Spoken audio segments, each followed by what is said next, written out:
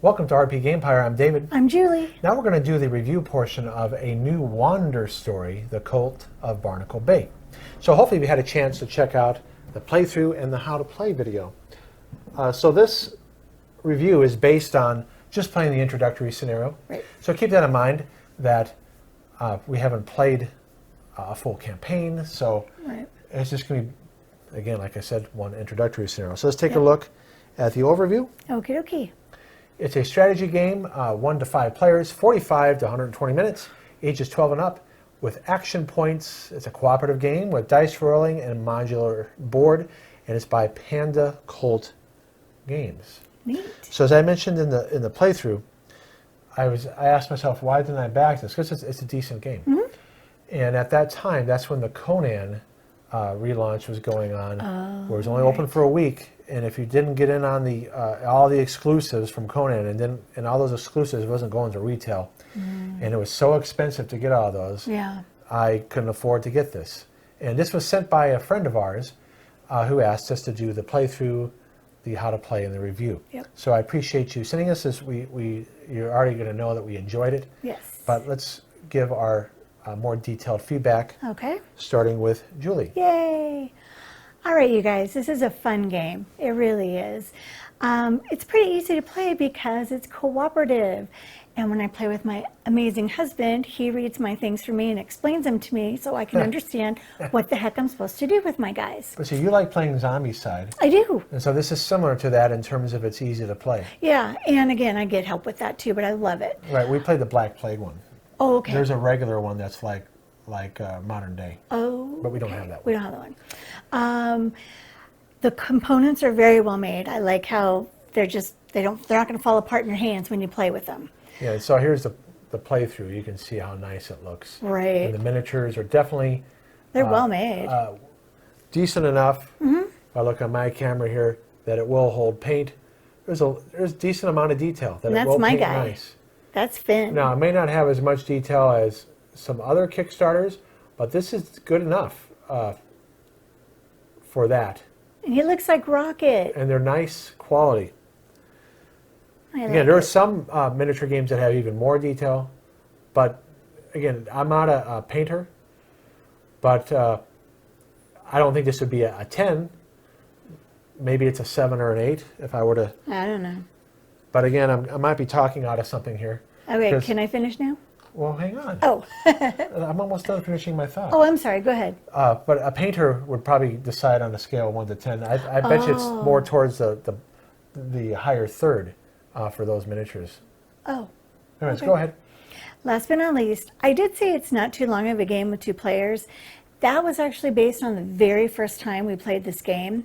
When you see our playthrough, it's pretty long. Yeah, with it went 30 2 minutes. players. It went 30 minutes longer. Yeah, and I apologize if I seem grouchy at the end or spunky or whatever, but it was way past my limit. 60 minutes is about all you can handle. Yeah, but it is a really fun game, and I would recommend it. You know, again, it took longer because now that what happened was we kept on going up experience levels because we got really good at combat and knowing how to do things in the game. So what we would have done next time is that instead of Julie destroying all things, we would have split it up so that way at the very end she killed the boss. We could have afforded to not attack it and then just let me do it next turn. Yeah. And then she wouldn't have gotten the experience. True. And wouldn't have gone off to the next level. So that's one thing we learned about it is that sometimes you want to divvy up that's a good point. the monsters to other players so that the same character isn't moving up levels and spawning more monsters. So that's why it took longer. Next time it wouldn't take that long. Yeah, when you see the playthrough, you'll see I skyrocketed up there, and poor David's just trying to catch up. And right, and so we would have just, towards when there was only like maybe one monster left, she would have left it for me. And, that's so what that's we what should we have do done next time. Yeah. All right, so I'll give my rating now. Okay, let's see what you have to say. All right, so it's definitely like the cooperative aspect. Yep. It's quality miniatures. In other words, there's no dungeon master. Let me go back to the first comment. That's nice. That we play the game. In some dungeon crawls, you have a dungeon master that controls things. Oh. And then it's the dungeon master versus the other players. Oh. Okay? Okay. So everybody can participate on the same team. Yeah. In those games when you have 3 versus 1, I'm actually trying to There's no AI cards. I get to decide what I want to do with the monsters. Okay. You've played one of those before, but it was a long time ago. Oh. So overall, decent production. The art's well done. Some of the narrative writing, it's like, I don't want to read that much narrative writing. Some people do. But there's a lot of narrative in it, and some of it is kind of... Not well written? It's not at a level that would get published by somebody in the literary world. Okay.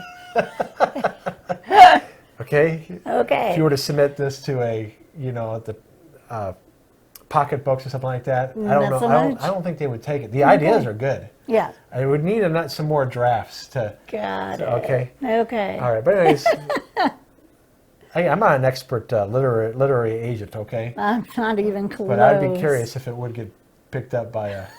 All right. But it's good enough for a game. Okay? Well, that's all that matters. It's fine. That's all that matters. All right. But anyways, a campaign or a one-shot is nice to have that choice that you don't have to play a whole campaign. Yeah. Now, there are some issues with the luck of the draw. As you see here, the darkness, you get treasures or events. Mm-hmm. So there's not many treasures. No. In fact, we got lucky that we got There's that many the other treasures. one right here on the board. No, we got lucky and we got that many treasures. Oh. There's true. only really 3 in the deck. There's only 3 treasures. Yeah, we did pretty good. So we got lucky with the way that was. Yeah, we did. But the events, again, you draw that randomly. Yeah. There's all these event cards, and we don't know how many of them are good or negative. Right. And is it going to be something that really messes with you? Right. So that's why I'm neutral on it, because I haven't played the game enough to know if it's going to be really, if it makes it really swingy. You could draw a really negative event at the wrong time and maybe it screws you up. But it didn't happen to us, but I think it could happen. Probably. And that's why I'm neutral on it, because I'm unsure if it's going to make it too swingy. Could be, yeah. Now, the rule book is an issue. And for those of you who've been watching these videos, you know that I will be defending my dissertation soon on writing comprehensible rule books. Yay. But just to show you that it's not just me, I have checked out other people who've said the same thing, that the rule book is an issue. Now, why is a rule book an issue? Well, first off, it spends 17 pages just on getting you through the components. Okay? That is not a best practice at all, based on the forums on Board Game Geek, because my data set collection is on 2,000 comments on Board Game Geek about writing rules. Then I have over 15 experts in the industry that came up with a checklist of features. They don't think that's a good idea either. And then the literature review from the literature says it's not a good idea. So I have 3 data sets. So when you take that long to explain the setup, and you include rules in the setup, which you'll find out in the playthrough, there's an important rule that we forgot, because it's only mentioned in the setup. All right? In addition, all the forwarding references, check, go to this page to see this, go to this page to see this. So you have partial rules in one part of the rule book in the setup, and then some rules in another part of the rule book. And then there are some inconsistencies. There's also the quick reference guide is incomplete. The one-shot, the keywords section is incomplete. There's certain rules like dodge, which I had to look up on the forum that other people had questions about. The background of the rulebook is difficult to read at times, depending on how dark it is. That's another no-no, by the way. That's not recommended by all 3 data sources that I have. So, and it's hard to reference. So it took a lot longer than it needed to understand how to play this game and play it correctly. Mm-hmm. And we still messed up. Now, someone would say, well, it's not that hard. It's not the point that it's not that hard when you have all these games available to play. All right? Yeah. There's thousands that come out now every year. It's a good game. I like the game. But if I had if we didn't agree to play this game, do a review of it, and do a how to play video, and I had gotten this as a Kickstarter, and then I started reading it, because it is very bloated narrative without being able to reference easily anyways. There is a little bit of reference here, but it's not enough. It's basically 40 pages of rule book. I would have opened it up and was like, nah, I'll get to it later. Okay? Now, some people will be motivated to read it right away because they don't get as many games as us. So we still have games that are in the shrink wrap that we, I'm sorry, wouldn't be in the shrink wrap that we opened. I looked at it and go, I don't have time for this. Okay? Just like the Batman game. I still haven't played it yet because I just haven't had a chance to get through it. Yeah. All right? Other games come to the top of the list that will play first and read first because the rule book is not as time consuming. This takes time to get through. Now, if you're watching the how to play video that we've done, it should take less time. There are things that can be done in this rule book that can make it so much easier. But again, for instance, the Zombicide rule book doesn't follow all best practices, but it's easier to read than this. Wow. It's much easier to read than this. Wow, that's crazy. Even the Conan rule book. You know who does a really good job is Wizards of the Coast. Oh, okay. So the Ravenloft was easier to read than this. Wow. And because we were able to get into, I had to reread it again and got into it right away. This took a long time to decipher it and try to get it correct because we want to be correct for you. Exactly. All right. Now, and again, that's just being type A about it. I understand that, but that's the whole point of having rules. Otherwise, it's a play set, and you just do whatever you want and make it up as you go along. Why include rules at all then, right? Otherwise, it's a play set.